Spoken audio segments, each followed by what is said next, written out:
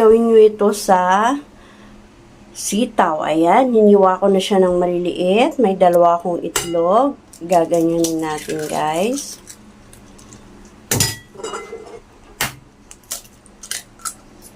Ayan, dalawang itlog siya. And then, gaganyanin natin. Crumble natin siya. Lagyan natin siya ng asin. Pampalasa. Ayan. Lagyan natin siya ng paminta. And then, crumble natin.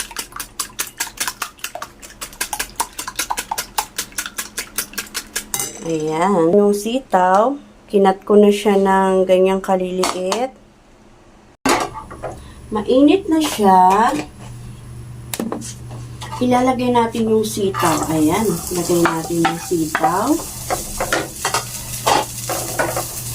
Sangag natin siya mga 5 minutes or to 3 minutes. Ganyan lang gagawin natin, guys. Ayan. And then, after natin nalagay yung naayos na natin ito, ilalagay natin yung itlog.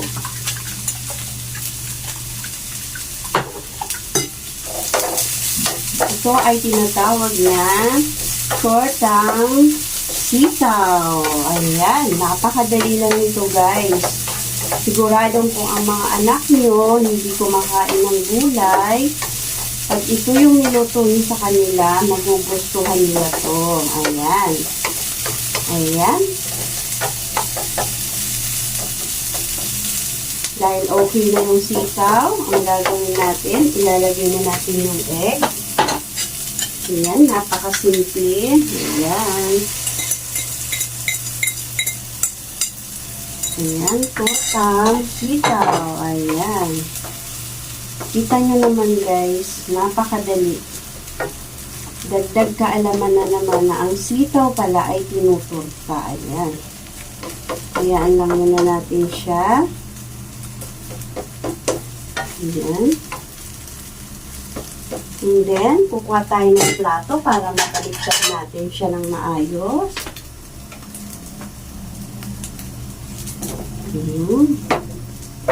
Kita nyo naman, guys. Ganun-ganun nyo lang para ma-flat. Kita nyo nga.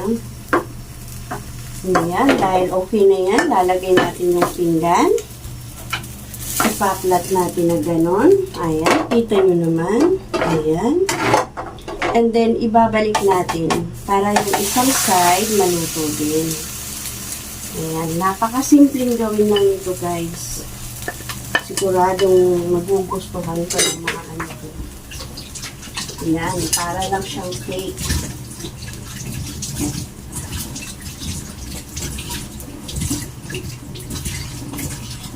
Ayan, dahil okay na siya.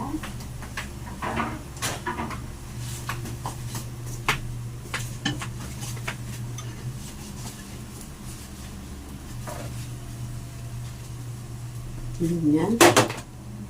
And okay na siya, guys. Titingnan natin. Ayan, konti pa.